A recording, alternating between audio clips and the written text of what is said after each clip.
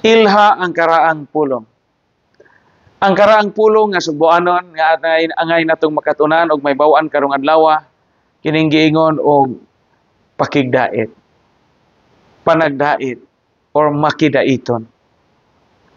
Sa Biblia or sa misa, di ba, mga taghimaya sa Dios dito sa langit sa may sunod ug kadait sa iyang mga tao dinhi sa yuta.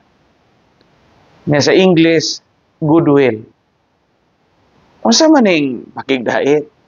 Unsa man ni nato pag ila nga ang tao makidaiton or puno sa pakigdait? Ang pakigdait nagpadayag kini o gitawag og maayong kabubuton. Mo nang ginganlan sa English og goodwill. Maayong gawi, maayong disposisyon, maayo nga kinaiya unsaon nimo pagpakiglambigit sa ubang mga tawo, maunay pakigdait. Ang mga tawo nga makidaiton, ang mga tawo nga puno sa pakigdait, mo na mga tawo nga daghang silingan. Mo na mga tawo nga way kaaway. Mo na mga tawo nga way bikil sa ilang kinabuhi. Mo na mga tawo nga way mga hinanakit nga gihambin sa ilang dughan.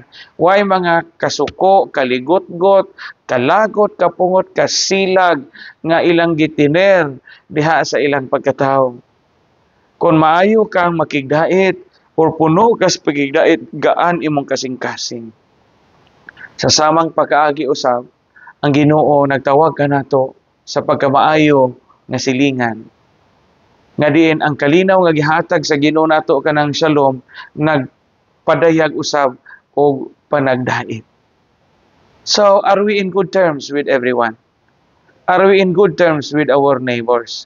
Are we in good terms with our family members?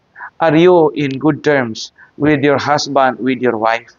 Importante nga makabaton usab kita og maayong pagpakigdait. Kinahanglan mga tao kita nga makidaiton.